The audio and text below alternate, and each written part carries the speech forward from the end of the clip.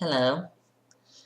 I was thinking that I should try to record at least one video a day. I mean, just to see if I can get some following at least. And also because I feel that I have things that I want to talk about on YouTube or anywhere. Just to get things out of my head and so I can look at myself when I talk and see what I mean when I think and everything, because when you're just alone with your thoughts all the time, things get messed up. But if you have someone to speak to, even if it's yourself, you can dissect things in another way. So I was thinking that I just talk a bit about my life and how I got to where I am now, as I apply my makeup today. So I'm doing the very same thing as yesterday. I'm starting with my primer. I'm applying it to my sponge. Yeah, you know the drill. This is me and my primer.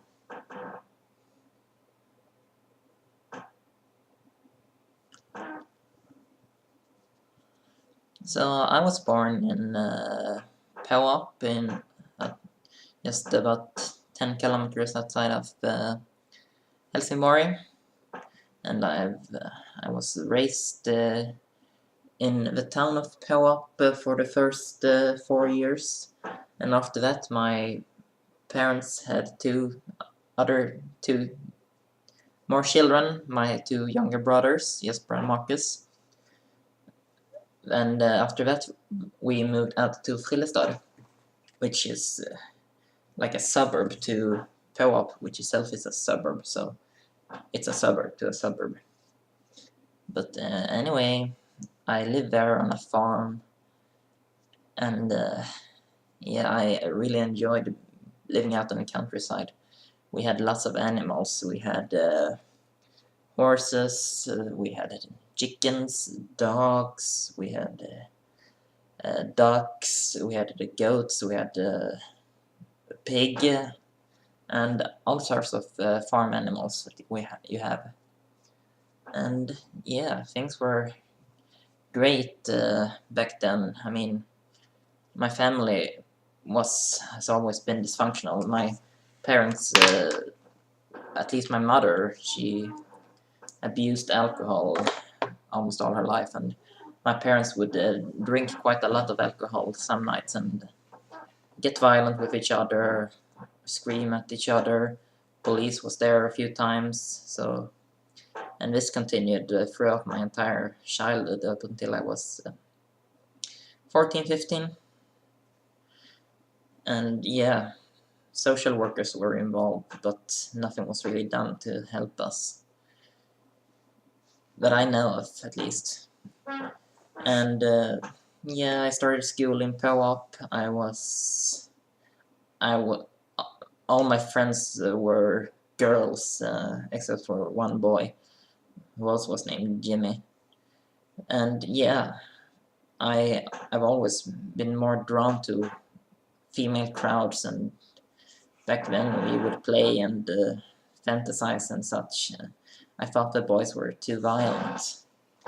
And yeah, that's how it was in school. Things functioned, at least back then, and my real issues in school began when I was about 9, 10 maybe, which was when I started to be bullied in school. I was bullied because I had very huge anger issues back then. I mean, people figured out that if you teased me, I would start chasing you because I would get so angry that I couldn't stop. And people found it very funny to chase me, to upset me so much that I started chasing them. And I was a bit chubby as a kid, and I never caught them, so it was always funny to tease me every single recess. and this continued throughout the years. I really didn't have any friends at all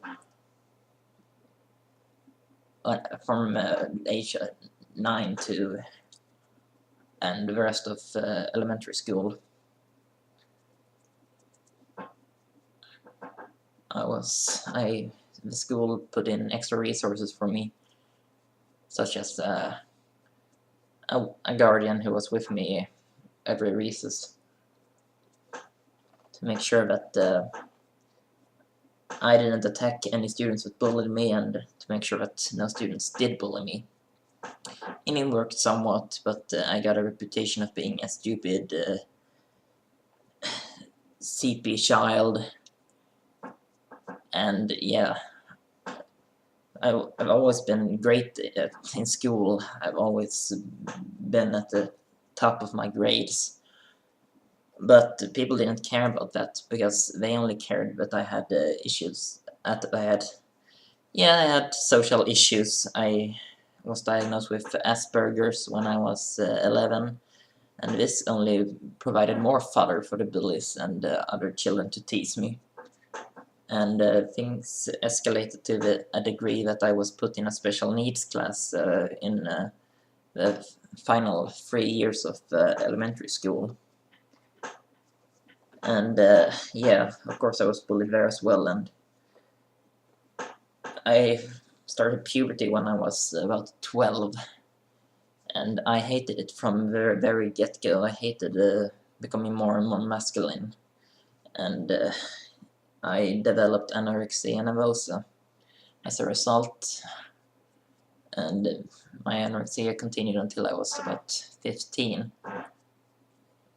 I mean, the school and my parents and the BUP in Sweden, they did what they could to get me to eat better and such, and at that time I took up long distance running, and it really saved me from my anorexia. I mean, I had anorexia because I didn't want my body to become more masculine, but yeah, I didn't win over my anorexia, so to say.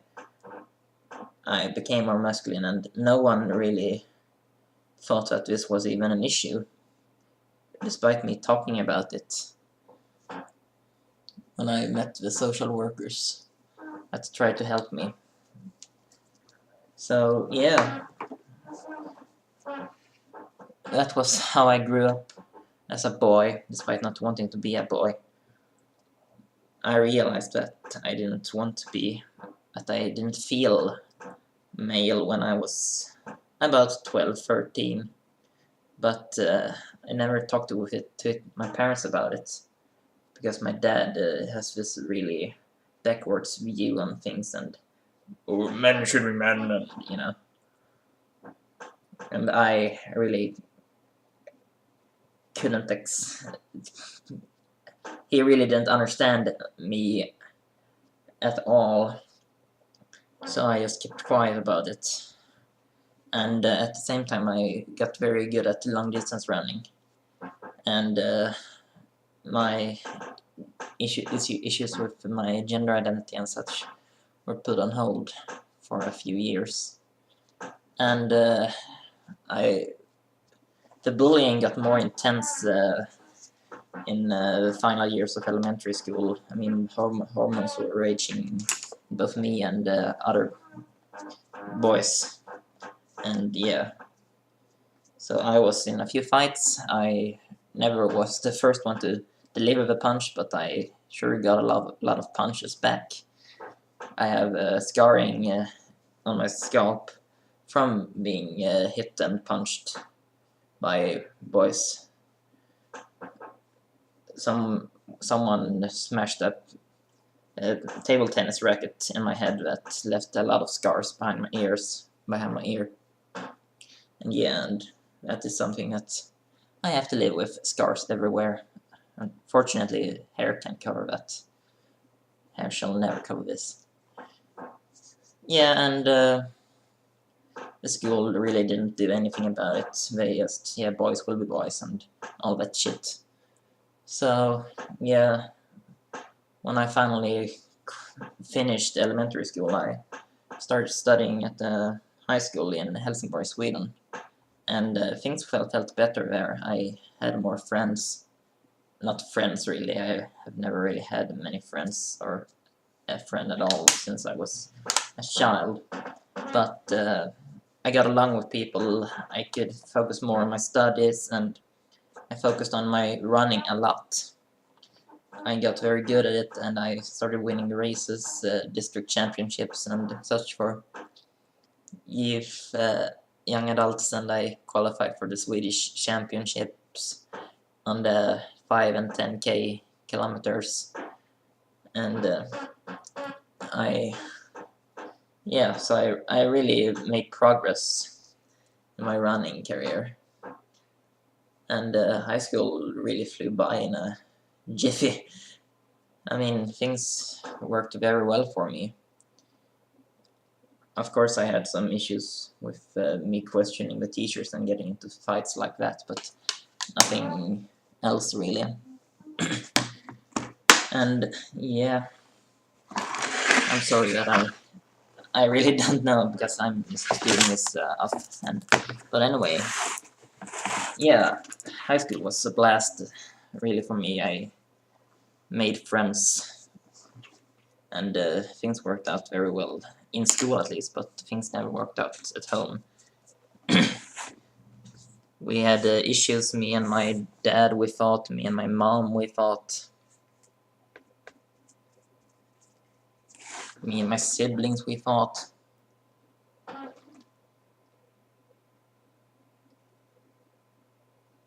We fought a lot.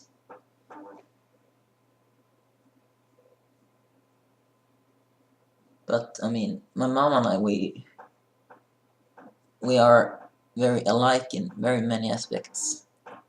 We even look like each other. I mean, if you pulled out the catalog from when she was 13 and I was 13, you could can barely tell any difference between us. Of course, puberty changed me a bit, but yeah, you know what I mean. And me and my mom, we've always had a common interest in animals. So we bred snakes, actually, when I was in my late teens, from when I was 16 to 19, maybe.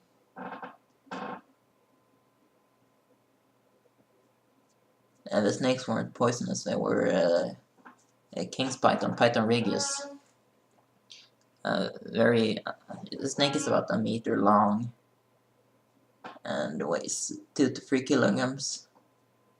And they're cool because they have a lot of different color variations, morphs as they are called. And the goal with the breeding was really to get as rare morphs as you could by breeding other different morphs with each other, and hope that their offspring inherited the right genes. I actually wrote my high school final project. It was about snakes and breeding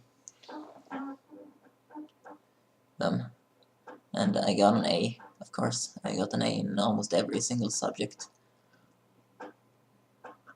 Yeah, but when I started university for the first time, I really couldn't continue, and my mom had lost interest in the snakes.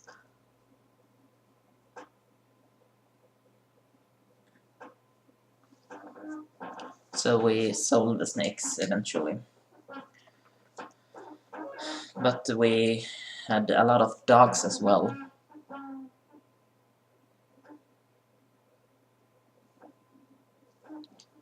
Just small dogs like Papillon, Chihuahua, and such. And yeah, my mom was the main character behind the dog breeding as well. But I almost took over sometimes when she had her periods of less clarity.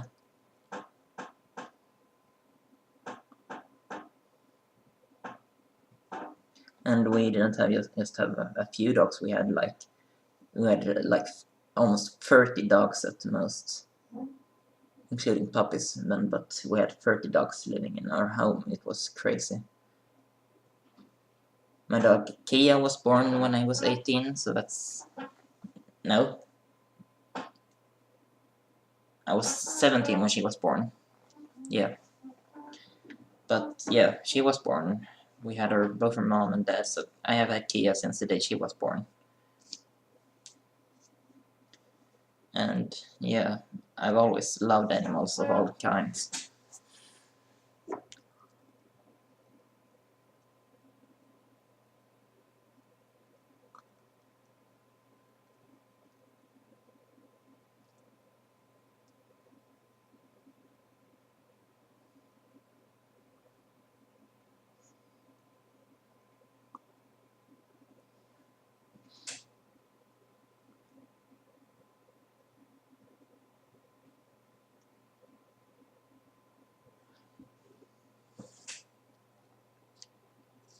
Yeah, as anyways, we had a lot of animals, and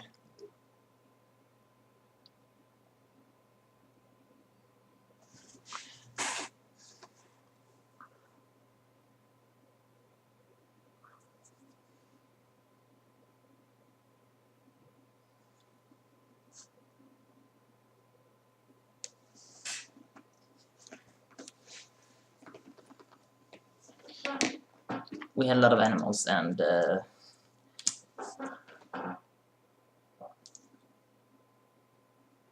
we really enjoyed having them, and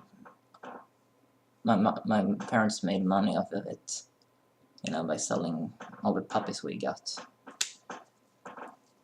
And that was okay. I mean, you learned a lot about dogs, and I wanted to be a vet. I still think that I might want to be a veterinarian instead of a physician, but I have problems with traveling and living far away from people I know, so I've never done that. Oops, I got a bit.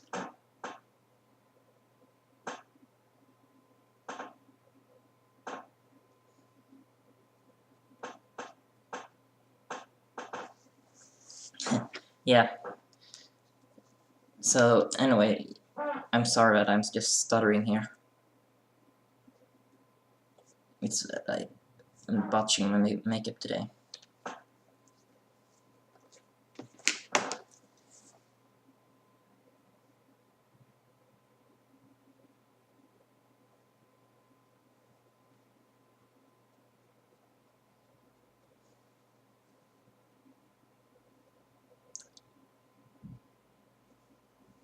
Yeah, now it's better.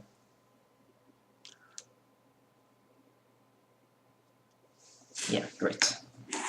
So yeah, we had dogs, and I started out by moving away from home at first when I got accepted to an engineering program at Lund University. But I moved back home almost immediately because I really couldn't handle it. It was too much pressure to live far away from home. And yeah, but that worked. I studied from home for 2 years, and I passed most of my classes and such, and it was fine. And then I decided that I wanted to study medicine instead, so I applied to medical school in Lund, and I started that, and things worked very well first year at least, but then my parents divorced in 2015, and after that my life just collapsed. I delved very deep into a depression that I still haven't come out of. I lost a lot of weight. I had attacks because of malnutrition, and I tried to take my life, and I failed all my studies, all my courses and classes, so I had to take a break. And yeah, my parents really didn't care. I mean, my mom, she just moved away and yeah, living her own life and not caring about us kids. And my dad, he just was alone at home, just bad talking her, and this all just led to me hating my dad and my mom hating my dad and my dad not wanting to be with me. And then my mom came back a few months later from who knows where and said that my dad had lied about everything and that she was innocent and all that, and she wasn't, of course, but I believed her because I was naive. And yeah, it ended up with her betraying me and me becoming homeless in 2016. So I lived in a trailer for almost 4 months because I had nowhere to go. My dad didn't want me to live with him, and my mom, she had just moved away up to the most northernmost part of Sweden, and she said, "Oh, now you're a grown man. You have to face reality," or some shit like that. So I was homeless, alone. I had Kia, but that was all. I was so depressed, and I didn't really study at all at that time either. And but then I got an apartment in August 2016, and I passed a few terms of medical school, but my mom was always there, and she kept ruining things. I mean, she moved down from Piteå and back to Helsingborg, and kept drinking and abusing drugs, and she hung out with a very wrong crowd, and they threatened me because I got angry at her, and yeah, they made scary phone calls and all that shit. And yeah, this ended up in me, and things culminated in December 2017 with her. Yeah, she reported me to the police for abuse, which was entirely unfounded because it never happened. But she was so deluded in her fantasies and imaginations that she saw it fit to report her own child to the police for a thing that I hadn't done. And of course, they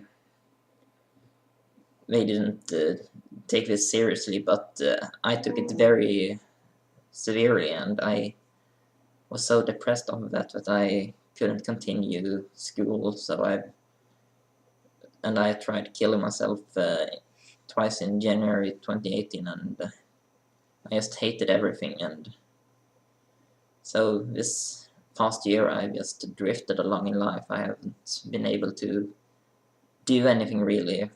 I've studied a bit, but I mean, I have exams behind me that I haven't finished, so I can't continue my studies until I've passed them, and I am just not in shape to pass them at the moment. I can't work because I get so tired all the time. I have extreme issues with sleeping. I have nightmares where my mother kills me and such, or where I kill myself. And but it's not something that I really can come out of. I mean, I've been in queue for trauma therapy for 9 months now, but nothing has happened. I have antidepressants, but they do nothing. They just keep me more level than I am at the moment. But that I need some actual therapy, and I need people to help me get out of this slump that I am. But no one really does. And my dad, he doesn't want to talk to me when I feel bad and I'm depressed and such. And so I'm just alone most of the time. I exercise a lot. I play Pokemon Go at the moment. I've done so for a year, and I'm known in Helsingborg as the craziest person that plays Pokemon because I level up beyond everyone else in less than a year, which is insane, but that's me insane. I'm always insane at everything I do. when I ran, I ran twice the amount of kilometers every week that the adults did. And of course, I paid for it in the end by injuring my knees and having to quit running. But yeah, you get the point. I mean, I could run for hours upon hours, and I loved challenging myself. And I once rode my bike 200 kilometers and to a park we have in Sweden, and then I ran there for 3 hours, and then I took my bike back, all in a day, just because I wanted to, because I was crazy. I did it all alone, and I mean, I've always done all my crazy things alone. But that's me. Asperger intensiveness.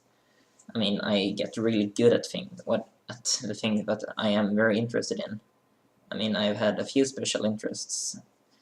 My interest before Pokemon, really, which is kind of my special interest at the moment, was Super Centenarians. And Super Centenarians, they are people who live to an age above 110 years, and I researched a lot. I have documented over 1,500 Super Centenarians all over the world, and I have an enormous database of these people.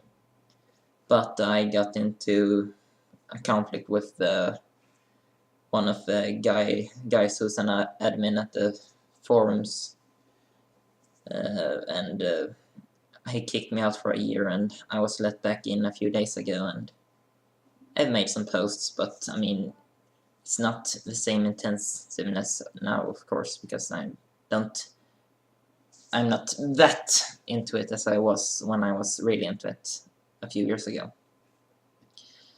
Yeah, so that's pretty much me up to this day. I haven't really talked about my issues with my gender identity, and they really stem from being displeased with how puberty changed me, because I didn't want to be masculine. I didn't want to have a beard, lots of muscles.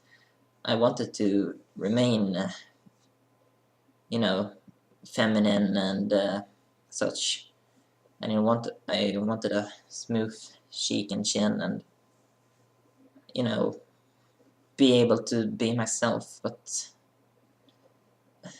I went through puberty, but I hated it. I watched a lot of gender bender anime and read a lot of manga and such. I saw the movies that were out then about it, and I mean, back then there were very few movies that focused on actual issues and more, magic and all that, body swapping and such. But I took what I could get, I mean, to just live out my own fantasies when I couldn't do it in my house. But I came out to my mom and said that I might be transsexual when I was 18. But she said that I should take that back because my dad wouldn't accept it, and so I did, and I kept hiding it for another 2 years until I was 20, and then I started self-medicating on estrogen and T-blockers. T-blockers at first, but I put in estrogen half a year later or so. And yeah, my parents got really angry at me. My dad called me a fag, and every kind of bad insult that he can think of. And yeah, but so I just said I've stopped. I said that I've thrown it all away, and that I should talk to a therapist about it, and I did.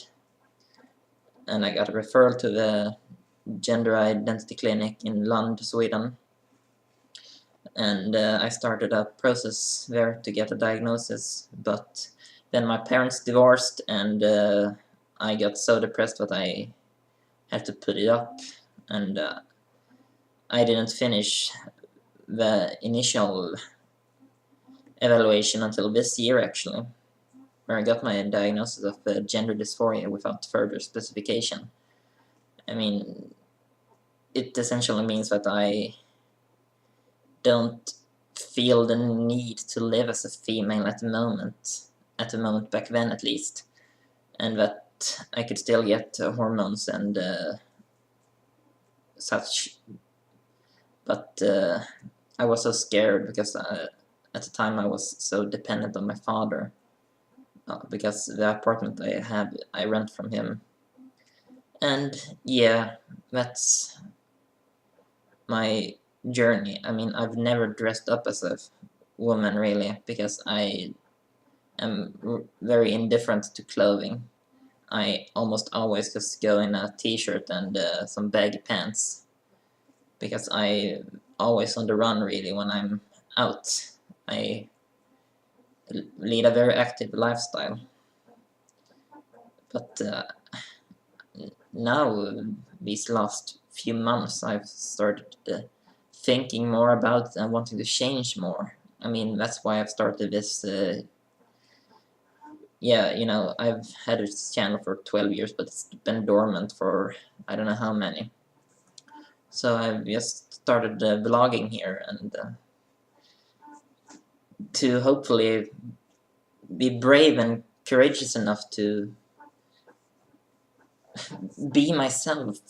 I am not sure who myself is, but it's not a man named Jimmy Lindberg. I mean, I don't dislike my name at all. I like my name, Jimmy. I've always been Jimmy, but I don't like the boy part, if you know what I mean. I mean, I don't know what surgeries I want. I think that at least an orchidectomy, remove my testicles, because it will ease things up with not having to take T blockers, and you know, because I don't want kids, at least not biological kids, because I'm not sure about my sexuality at all, but I could never imagine having biological kids. I might adopt if that happens in the future, but not now at least. And yeah, I'm going to see my psychiatrist at this clinic in 2 weeks, and I'm going to ask to get more help with some therapy, maybe some electrolysis to take care of the remaining hairs that I have here, because I've been doing a lot of home electrolysis myself, and I've managed to clear my entire face really, except for up here, because it hurts like fuck. And I really can't stand it. I've tried using Emla, a local, you know, painkiller, but it really doesn't help that much. So I have to get that taken care of, because I hate the beard that I have, even if it's just a little mustachy, a few hairs that won't die. But yeah, and voice therapy, because I don't like this. Maybe get some help with learning how to dress and such, because I believe that there are resources available there for me to get, so that I can move on. Maybe talk to other people in my situation, other transgender people. I mean, I know very few transgender people. I tried joining a meeting place here in Helsingborg a few years ago, but it didn't really work, because I was still always presenting as male, and I wasn't doing anything else, and it was so political, and I didn't want to discuss politics all the time. And yeah, so I put things on hold, and I've came to know one trans girl now these past months, and we've spoken a bit. She said that she'd help me with finding clothes and such, because I have no idea really. All I have is a black blouse and a bra. I mean, you can see, I mean, this is padded a bit, but I am about an 8 cup from 5 years of hormones. And yeah, my breasts won't grow any bigger, but I still think they're small. And yeah, you know, learn what clothes to wear, which colors match each other, learn about makeup, because this makeup is, I mean, I still look almost identical. I mean, I could literally remove every piece of makeup except the mascara, and I would look the same before and after. And that's, I want to look more female, and I believe that I have a potential to do so, but I need help to learn that. And yeah, that's about it, I believe. This video has gone on for more than half an hour now, and I've just been ranting on and on about all the strange things. Kia, come. Come, Kia, come. Yeah, I'm going to show my dog, Kia. Yeah, here's my dog, Kia. Yeah, Kia, you're beautiful, Kia. Yeah, faktiskt Kia. Yeah. She's a Papillon Chihuahua Tibetan Spaniel mix. She's turning 8 in a few days, and yeah, we really love being outside. I mean, she's a very active dog. I mean, this morning we ran 11 kilometers in the forest, and she loves doing that. I mean, she's never been interested in fetching or all that kind, but she's always been interested in training and such. I mean, I trained agility with her, and I still lived on the countryside. And yeah, okay, I'll make it. Yeah, and now we usually just go out running, and she's content with that. I mean, the furthest we ran is like 30 kilometers. I mean, she can handle it. I mean, she's the one dragging forward. I mean, she's outrunning me. I mean, of course, I'm not as fast as I once was because of not training as much and hormones. I mean, estrogen really killed my racing performances. It was like I was able to run 30 kilometers without any effort, and one day and the next I couldn't run 5 without almost falling over because I was so exhausted. So it's been a struggle to get back to being able to run 10 kilometers without being too exhausted, but I've done so a few times, but injuries have prevented me from really starting to compete again, but I don't think that I'll ever compete again, and now I just do it because it's fun. I like running, it's fun.